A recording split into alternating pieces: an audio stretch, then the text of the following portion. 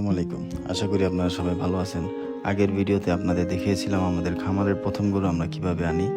একটা প্রেগনেন্ট গরু এনেছিলাম আমরা। আমাদের সেই প্রেগনেন্ট গরুটি আলহামদুলিল্লাহ একটি সুস্থ ষাঁড় বাচ্চার জন্ম দেয়। গতকাল রাত ৩টায় বাচ্চাটি জন্ম নেয় আলহামদুলিল্লাহ। আমরা আমাদের খামারের প্রথম দুটি গরু কিনি ৪,১০,০০০ টাকায়। একটি বাছুর সহ এবং একটি প্রেগনেন্ট, যেটির বাচ্চা আপনারা ইতিমধ্যে দেখেছেন। আর আমাদের কেয়ারিং খরচ তেমন হয়নি। একটা গাড়ি দিয়ে এনেছি, ভাড়া মাত্র ৭০০ টাকা, আর অন্যটি হেঁটে আসছে। কারণ আমরা গরুগুলি কোনো বড় খামার থেকে কিনি নাই, কিনেছি গৃহস্থ বাড়ি থেকে।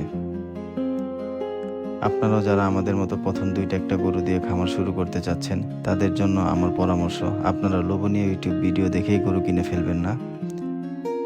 সফল খামারি হতে হলে আপনার কেনা প্রথম গরুটি খুবই গুরুত্বপূর্ণ।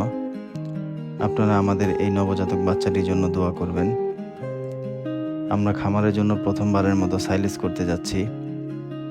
প্রায় ৮০ ডিসমিল জায়গা ভাড়া নিয়ে আমরা ভুট্টা করেছি। শীঘ্রই সাইলেজের একটি বিস্তারিত ভিডিও আপনারা দেখতে পাবেন। সুস্থ থাকুন, ভালো থাকুন, আল্লাহ হাফেজ।